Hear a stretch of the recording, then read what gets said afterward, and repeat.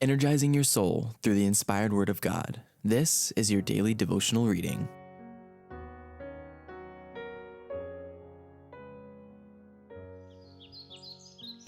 This Day with God, a devotional by Ellen White, May 8th, Preparation for Heaven.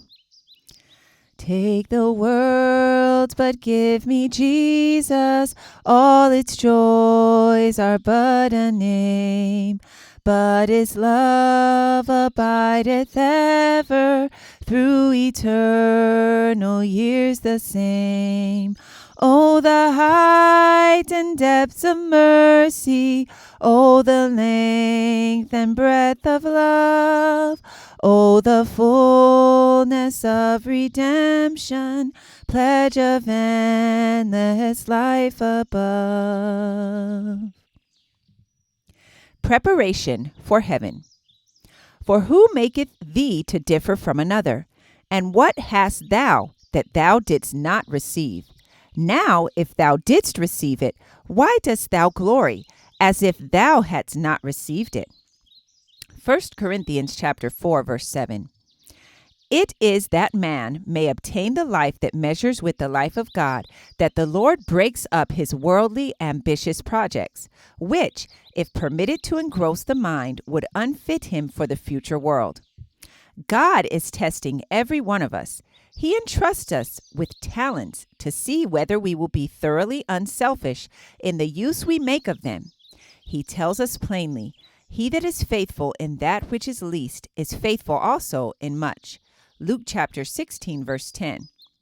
And if ye have not been faithful in that which is another man's, who shall give you that which is your own? Verse 12.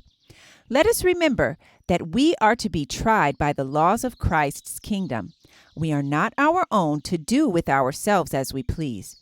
We have been bought with a price, and the laws of Christ's kingdom, the 10 holy precepts, present the standard that we are to reach. God is jealous of His law. He tests every man to see whether he will obey or not. Man sinned, and death is the penalty of sin. Christ bore the penalty and secured for man a period of probation. In this time of probation, we are now living. We have been given an opportunity to prove ourselves of value in the sight of Him who gave His only begotten Son, that we should not perish but have everlasting life. One is our Master, even Christ. We are to remember that we are His blood-bought heritage. God's will is to become our will. Physical, mental, and spiritual gifts have been placed in our possession. In the Bible, God's will is plainly made known. God expects every man to use his gifts in a way that will give him an increased knowledge of the things of God and will enable him to make improvement, to become more and more refined, ennobled, and purified. In this world, men and women are to fit themselves to take their place among the nobility of heaven.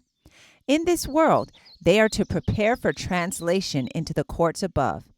Those who take up this work as the Bible directs will, through the grace of Christ, become examples of what all must be who enter in through the gates into the city. This Day with God, May 8th. I encourage you to be ye doers of the word and not hearers only. Thank you for listening, and be sure to join us tomorrow for your daily devotional reading.